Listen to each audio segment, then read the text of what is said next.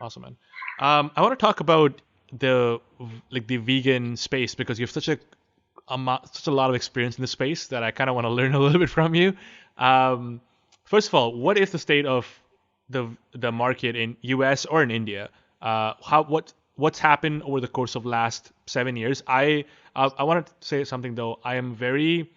I just got introduced in a sense, like I think it's crazy though, and I was thinking about this because I'm a kind of person like I consider myself an above average person, right? But even in education wise, but still I was unaware because I was so focused on my own life, and like in recent months I started becoming more aware because I have friends around who are vegan right now, right? And I started learning about well how much water it takes to feed the animals and what's going on, and Netflix, obviously. First of all, why is it essential for us to not eat animals? For a person who doesn't know anything, let's start there. Yeah, I think it all starts with questioning what's on our plate and how it gets to us. So one of the key things that really caught my attention was if about 80% of our land and water resources are being poured into producing only 18% of our calories, and a vast majority of our freshwater supply and land uses around the world goes into animal agriculture, which also contributes it's the single largest contributor to greenhouse gas emissions in the world compared to any other category. Basically, all the transportation in the world combined, public, private, land, air, sea, everything combined, produces less greenhouse gas emissions than the animal agriculture industry, right?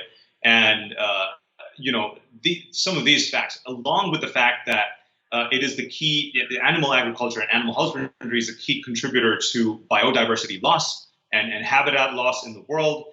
Only roughly in the last 50 years or so alone, humanity has destroyed about 80% of biodiversity on this planet, essentially. And a huge part of that, again, comes from animal agriculture and husbandry because, like the Brazilian Amazonian rainforest, for example, about 90% or so has been taken out to create feedlots for animals, right?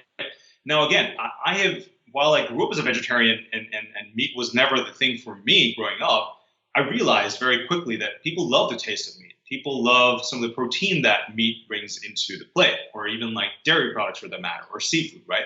So the taste and nutrition is understandable. There's some bad aspects to it too, because certain types of meats are level, class A carcinogens, and they have health issues as well. So it's environmental issues, it's health issues, it's social issues as well that it causes. But there are some good things about those products. And for me, it's not just been about let's get everyone to stop eating meat or dairy. Yep. I had myself known the taste of dairy and how delicious it is. So I was like, let's just find a way to make it in a better way, essentially. Let's just find a way to make it such that it doesn't harm the planet and our health as much, that we can still get the amazing taste, the amazing textures, the amazing nutrition that we want from it, and keep out all the bad part, really. And so that's really where that's what struck me in the head. And I'm one of those people that now consumes like plant-based meats very regularly, even though I never grew up eating plant. Like I love the taste of plant-based beef, Yep. plant-based chicken, plant-based seafood. So really for me it was about making that transformation, realizing that we can still deliver to the world what people love. There's deep cultural associations with food, be it meat dishes, be it dairy dishes, be it seafood dishes.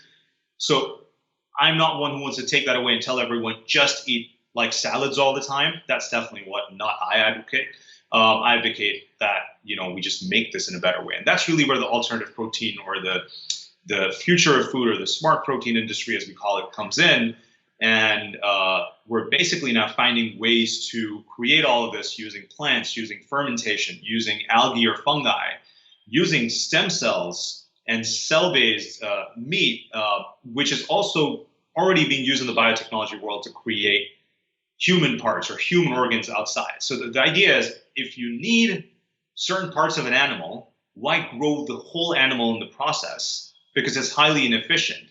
And at best, even with a chicken, which is one of the most efficient engines of producing meat, you only get 1/11th the return of what you put in terms of the output of the meat on the other end. So it's hugely resource So, intensive in terms of what you put in. sorry, what do you mean by that? Can you clarify that? So if you look at the amount of calories, for example, that you put into a chicken in terms of feeding it water, everything that goes Right. into a chicken, or like the whole set of animals that we normally consume for food, the chicken is the most efficient in that sort of sense. But even the most efficient from the animal world is highly inefficient Right. in the sense that put in 11 units of something and you just get 1 unit on the other end. And so if you just purely think of this as an engine or a machine or a black box that takes in certain resources and produces something on the other end for us, we have a highly inefficient food system. So objectively speaking, that's something that humans want to optimize stuff and get more with less resources. And so this is an effort to really change that equation as well.